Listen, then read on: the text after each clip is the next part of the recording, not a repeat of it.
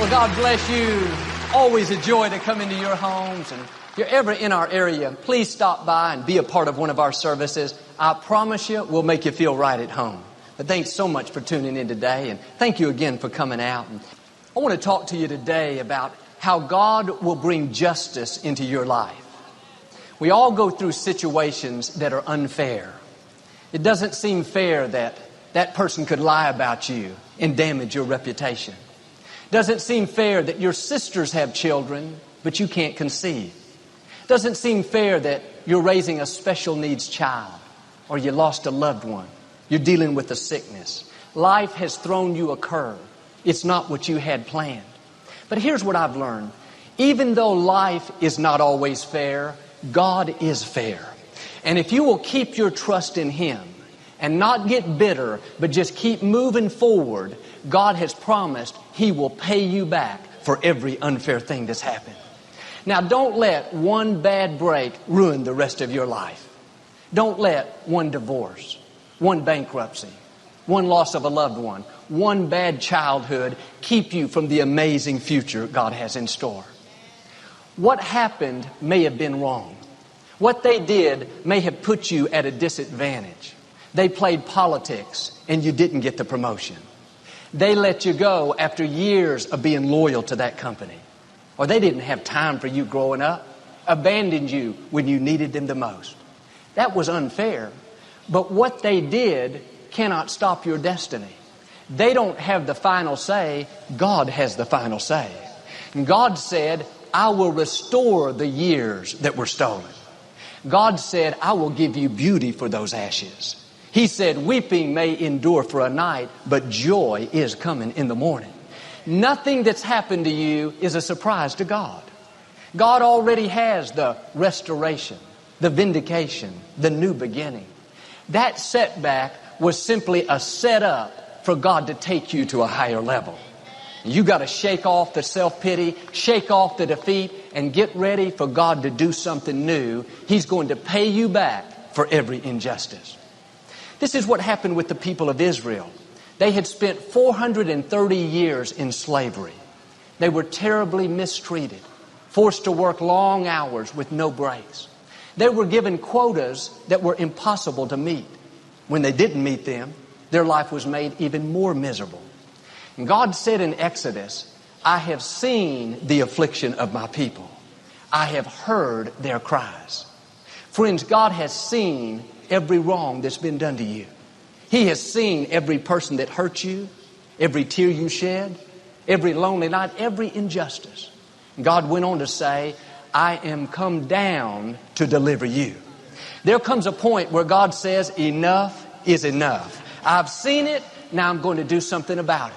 Now, I'm not going to just give you what you deserve, but I'm going to make the enemy pay and bring you out better off than you were before. God delivered the Israelites out of slavery.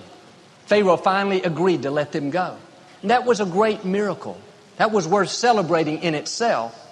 But they didn't leave there empty-handed. God is a God of justice. He always makes the enemy pay for bringing the trouble into your life. On their way out, the Israelites asked their captors for their gold, their silver, their jewels. God caused them to have favor, and they willingly handed it over to them. Imagine what Pharaoh must have thought, seeing these former slaves leaving his country, pushing wheelbarrows full of his treasures. What was God doing? Paying them back for 430 years of mistreatment. It may not happen overnight, but God is a God of justice. He is keeping the records. He knows exactly what you're owed. God sees every time you do the right thing, but the wrong thing happens. Every time you take the high road and forgive, you let it go. Every time you work hard, but you didn't get the credit. God is closely watching. You have an account with Him. He'll make sure you not only get what you deserve, but His justice is to pay you back with more. And I know some of you, like these people, you've been in an unfair situation. It's gone on a long time, and you've lost your passion. You've lost your fire, thinking that's the way it's always going to be. But God is saying to you what He said to the Israelites, I have come down to do something about it. You need to get ready. It's payback time. Everything the enemy's stolen, God is going to restore. The joy, the peace, the health, the dreams. God is going to pay you back for the childhood you didn't have. God is going to pay you back for that person that falsely accused you. He's going to pay you back for the years you lost in an abusive relationship. He has seen everything you've been through. He has come down to do something about it. Now, don't go around with a defeated mentality. Oh, Joel, this sounds great today, but you don't know my story. You don't know what I've been through. No, that's going to stop God from working. You may have had more than your share of bad breaks. You could easily get discouraged and settle where you are.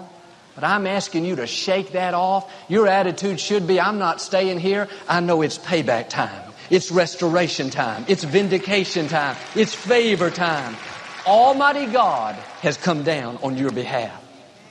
You may have seen the story in the news recently about a young lady named Dawn.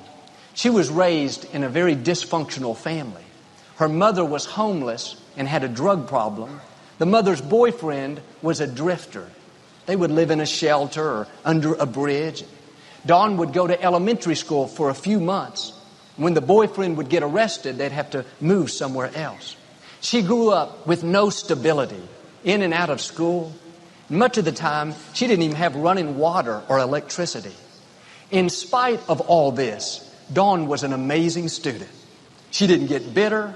She didn't have a chip on her shoulder. She just kept being her best, making the most of what she had. In high school, she worked as a janitor. She would get to school early in the morning, about 5 o'clock, and clean the classrooms and hallways. In the evening, she would stay till 8 working. That's how she had money to survive. One summer, she went to a camp with the money she had earned. When she came back home, her mother was nowhere to be found. She called the number at the temporary residence they were staying at, but it was disconnected. Come to find out, her mother had moved to another state with her new boyfriend, abandoned her. For several weeks, Dawn stayed with friends, slept on their couches. When the head janitor heard what had happened, she took Dawn into her own home. For the first time, Dawn really felt loved, accepted, like she was valuable.